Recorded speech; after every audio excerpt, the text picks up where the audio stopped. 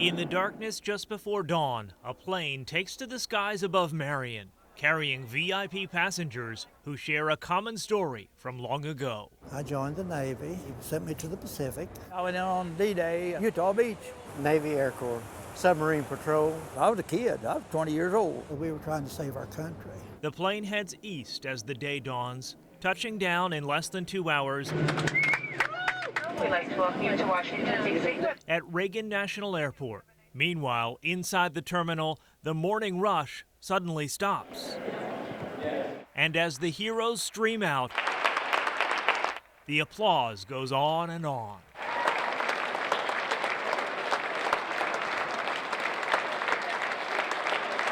Very surprised. Why? I didn't think anybody would be there to meet us. I just tickled to death. It brought me to tears. Soon, the 53 veterans, all from southern Illinois, are on board a bus and rolling across the Potomac to Washington. For some, it's their first time in the nation's capital. It's just something that I didn't expect to happen. For all, it's the first visit to the site on the National Mall dedicated to them. We'll be at your memorial that you've waited 65 plus years to see. And really, I didn't think I'd get the chance to come. As they walk onto the vast plaza of the World War II Memorial in the shadow of our national monuments, the emotions come rushing forth. Words can't describe how I feel and what it means to me.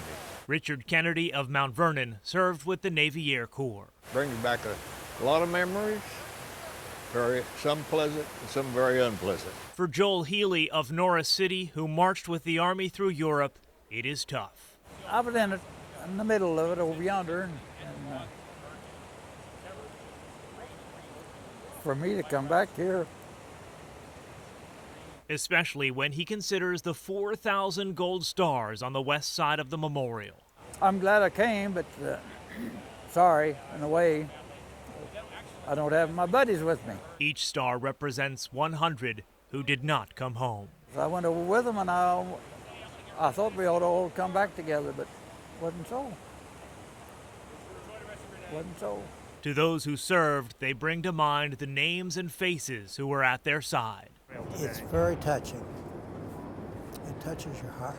Navyman Hobart Beasley of Marion served in the South Pacific. Maybe it's more dedicated to them than it is to us that are still living. The memorial's for them. We're just lucky enough to see it. Seeing it also brings gratitude.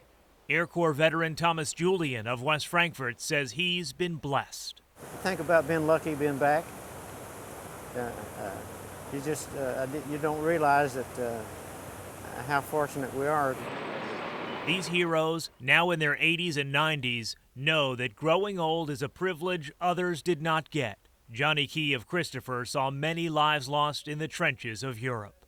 I'm glad to come out of it and be able to live to be 86 years old and enjoy life as well as I've had. So I feel very fortunate. Their hearts are still heavy for the fallen.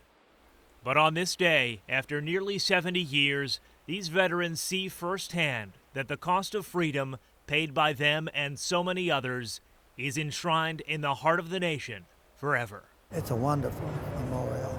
It's just a great experience that I'll never forget. I'm proud that I served, and I'd do it again if I had to.